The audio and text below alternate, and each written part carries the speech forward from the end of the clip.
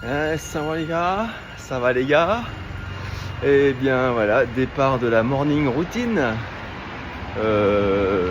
Réveil 6h du mat, heure thaïlandaise donc. Réveil minuit, heure française, complètement décalée. Se réveiller à l'heure où les gens se couchent dans son pays.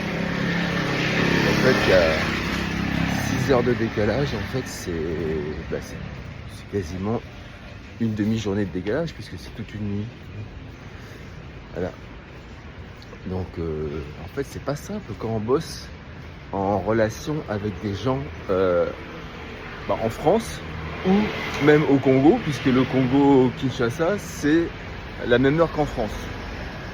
Voilà, j'ai 6 heures de décalage avec les Congolais, ce qui fait que lorsque moi je suis fatigué à minuit, eux il est 6 heures de moins, donc 6 heures du soir, ils commencent à être disponibles pour faire d'autres choses que ça commence à être le soir, ils peuvent être dispo pour faire des choses pour m'aider. Et malheureusement, moi si je veux vraiment bosser avec eux, il faut que je reste couché et que je me couche beaucoup plus tard. Donc ça c'est pas évident aussi. Ça fait aussi partie des arguments qui font que je suis plutôt poussé à me coucher tard. Donc, comme je le disais dans une autre vidéo, on se couche tard quand on fait du développement, parce que c'est comme ça qu'on est posé le soir, on se concentre pour bosser. Et en plus, tous mes contacts, mes testeurs au Congo, c'est à ce moment-là qu'ils sont disponibles. Donc là, je me suis redécalé pour essayer la morning routine, mais c'est au détriment de mes interactions pro. Donc on verra bien. J'ai quand même eu pas mal d'interactions avant minuit avec les Congolais qui étaient disponibles dans l'après-midi pour eux. Mais il est vrai que là, j'ai pas vraiment optimisé parce que c'est vraiment pour moi la nuit que tous mes testeurs congolais sont disponibles. Donc ça c'est si vous expatriez et que vous avez un métier ou des correspondants pro en France ou au Congo comme moi, faut prendre ça en compte pour votre rythme de vie parce que la morning routine c'est pas forcément la morning routine ou le morning miracle morning, c'est pas forcément adapté avec ce rythme professionnel. Donc bon, faut le prendre en compte. Voilà. Moi c'est clair que ce que j'ai essayé de faire, j'ai pensé à ça, je me suis dit en semaine, en plein milieu de semaine, je vais me caler sur le morning, mais le week-end, quand je veux sortir, je vais me recaler sur le soir. Un peu comme ce que je faisais en France. En France, on sort le week-end tard. Et le lundi matin, c'est super dur quand on reprend. Le mardi, c'est un peu plus dur. Et le mercredi, on commence enfin à prendre le rythme du morning, quoi. Voilà, le réveil est moins difficile le mercredi, le jeudi. Et puis paf, le jeudi soir, on recommence à sortir. Et puis paf, le vendredi soir. Bon, là c'est bon, le vendredi soir, samedi, dimanche. Dans l'autre sens, c'est toujours un peu plus simple. Même si le jeudi soir, on peut avoir un coup de barre. Mais moi je l'avais pas parce qu'en général, si je sortais le jeudi soir, c'est qu'il y avait un truc bien. Sinon, je sortais pas. Donc il y a un truc bien jeudi soir, même si on s'est un peu recalé pour le morning routine, on est bien. Et le vendredi, on s'en fout, on bosse pas le lendemain, donc on a la pêche. Je faisais même des siestes, je me rappelle, le vendredi surtout. Pas le jeudi, parce que le jeudi c'était after work. After work, donc pas le temps de faire une sieste, on sort juste après le boulot. Mais le vendredi, si je sortais à minuit, par exemple, je faisais une sieste d'une heure avant. Voilà, on trouve vraiment un temps. Le tout, c'est de pas s'endormir jusqu'à et se réveiller la tête dans le pâté. Donc il faut avoir une bonne soirée de prévu. Et quand on a une bonne soirée de prévu, on a envie de sortir. Tout est là en fait. Donc moi je suis pas là à dire aux gens sortez. Si les gens n'ont pas envie de sortir, et c'était le cas, beaucoup de mes potes, ils avaient le coup de barre. À 10, 11h, minuit, ils avaient le coup de barre. Donc c'est arrivé à tout le monde d'avoir un coup de barre pour sortir. Mais ce coup de barre, pour moi, il venait d'une chose surtout. Il venait d'un manque d'envie de sortir. C'est ce qui fait que on a le motif qui baisse, la fatigue qui monte, et on a le coup de barre. Et on dit ouais non je sors pas, ou carrément il s'endormait, et voilà, plus de nouvelles quoi. Alors que moi je savais que j'allais m'éclater en soirée. Et je savais que j'allais m'éclater beaucoup plus en soirée que dans mes rêves. Ouais. Donc moi ma motivation c'était la soirée. Et pour ce faire, je faisais une sieste pour bien profiter de la soirée. C'était vraiment une sieste pour profiter de la soirée. Pas une sieste parce que j'étais claqué. Non. En fait, j'étais pas claqué. Mais je savais que si je faisais pas ma sieste, là, j'allais être moins en forme que si je faisais ma sieste. D'accord ? Donc c'était vraiment une sieste préparatrice. Et non pas une sieste de mec claqué qui s'endort en fait. Et alors que tous mes potes, eux, ils faisaient des siestes de mecs claqués. C'est cette chance que j'avais de... Pas forcément de dormir moins que les gens. Parce que je suis pas sûr de dormir moins que les gens. J'ai besoin quand même pas le sommeil, 7, 8 heures. Oui. Mais je peux adapter mon sommeil en fonction de mes envies. Et je crois que c'est le cas de tout le monde en vérité.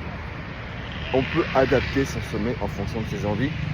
Tout dépend du niveau d'envie qu'on a. Quand on a envie de se lever tôt, on arrive à se lever tôt par exemple. On met son réveil et on se lève parce qu'on doit se lever, on a envie de se lever. Quand on a envie de sortir en soirée et de tenir en soirée parce qu'on s'éclate, et on tient. Voilà. Et si on est fatigué, c'est parce que on se fait chier. Voilà, c'est tout. Au fond, vous savez que je dis la vérité. Donc voilà. Et moi, mes potes qui se faisaient chier en soirée plus que moi, pour une raison X ou Y, surtout Y, non, surtout X, oui, surtout X, ouais. Eh bien oui, ça les saoulait. C'est clair que quand on a la raison X qui nous saoule, on n'a plus qu'une envie, c'est de rentrer se coucher. Ou alors si on sait que ça va être un peu moyen la soirée, on fait une sieste pour ne pas se réveiller. Voilà. Bon, donc tout ça c'était pour parler de sommeil, morning routine ou evening routine, parce que l'evening routine, la sieste d'avance sortie, c'est l'evening routine pour moi, routine. J'espère que vous voyez un petit peu. Donc là, il n'y a pas encore de soleil sur la plage. Alors le soleil est levé, mais il n'est pas encore posé sur la plage. Il est tellement bas le soleil. Il arrose, regardez, il arrose que les bateaux qui sont déjà un petit peu à 100 mètres au large. C'est marrant, hein. Ce qui fait qu'on peut marcher, il y a des gens qui courent, on peut marcher super vite.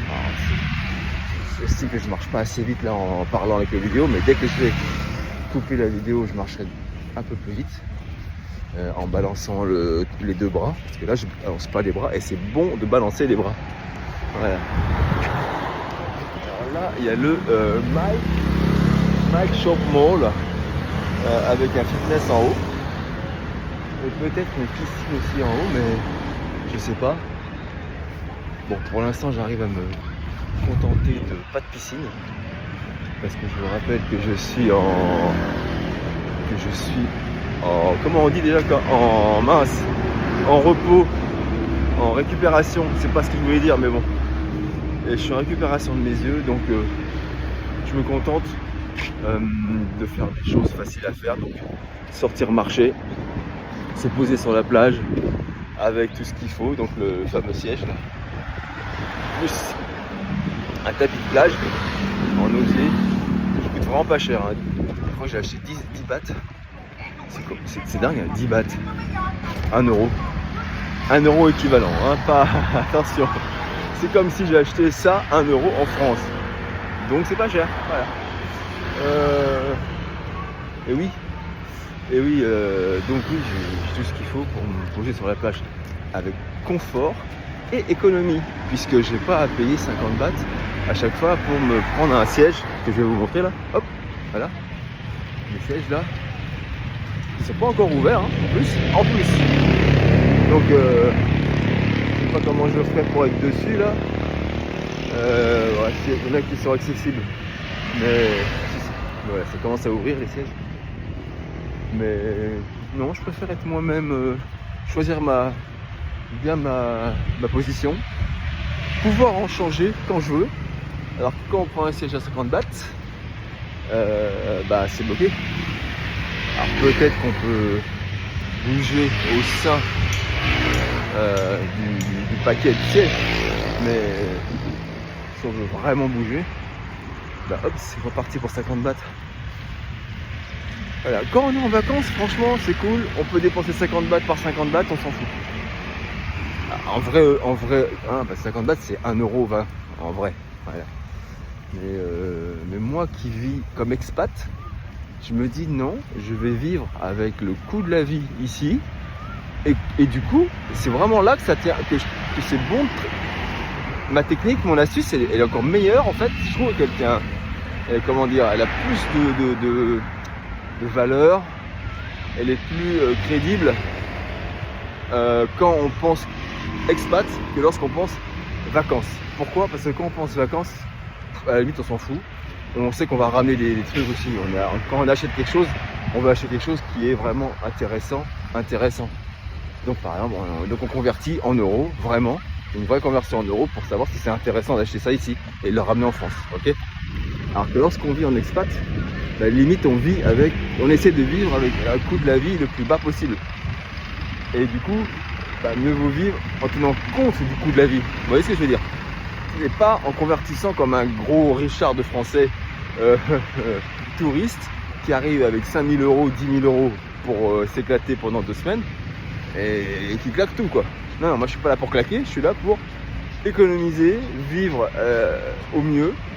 Et donc du coup quand je vois qu'un café c'est 69 bahts, je me dis ok, 69 bahts c'est pas grand chose, c'est le prix d'un café en France, parce que c'est 1 €, donc 1,50 €, hein, même pratiquement 2 €, donc c'est le prix même plus cher qu'un café en France. Mais bon, en France je le prends, pourquoi je le prendrais pas là? Ah, mais du coup voilà, si je paye des trucs aussi chers qu'en France, en Thaïlande, ça va pas. Vous voyez ce que je veux dire? Donc je prends pas de café dans les cafés. À moins de me dire, bon allez, j'y reste la matinée, j'y reste une demi-journée pour travailler et tout. Je rentabilise. Voilà. Mais du coup là, je suis exactement au même coût de la vie qu'en France. Parce qu'en France, il m'arrive de prendre un café dans un café et de bosser 2 heures, 3 heures pour le prix d'un café. Donc là, aucun intérêt de faire ça en Thaïlande puisque c'est le même prix. Donc non, en Thaïlande, autant prendre un truc, je sais pas moi, un truc plus valorisant pour le même prix. Et voilà, limite vous prenez un smoothie qui vaut le même prix, même moins cher qu'un café. Et voilà. Ne prenez pas un café, c'est super cher. Les cafés, il faut les prendre au 7-Eleven, hein, donc la supérette. Et là, ils vous le font à 17 bahts. Café, impec. Donc 17 bahts, là vous convertissez avec ma technique, ça fait 1,70 € équivalent. Là, 1,70 €, ça va. C'est un peu cher, mais bon, pour un café par rapport aux autres, ça va. Mais c'est un peu cher quand même, hein, 1,70 €. Hein, mais bon, voilà. Allez, j'ai une crampe à l'épaule là. Parce que non seulement je porte mes sacs, mais je porte aussi le téléphone. J'ai pas le support. Vous vous en rendez bien compte, hein, quand je filme, il y a des secousses et tout. Donc bientôt je prendrai ce support. Allez, salut!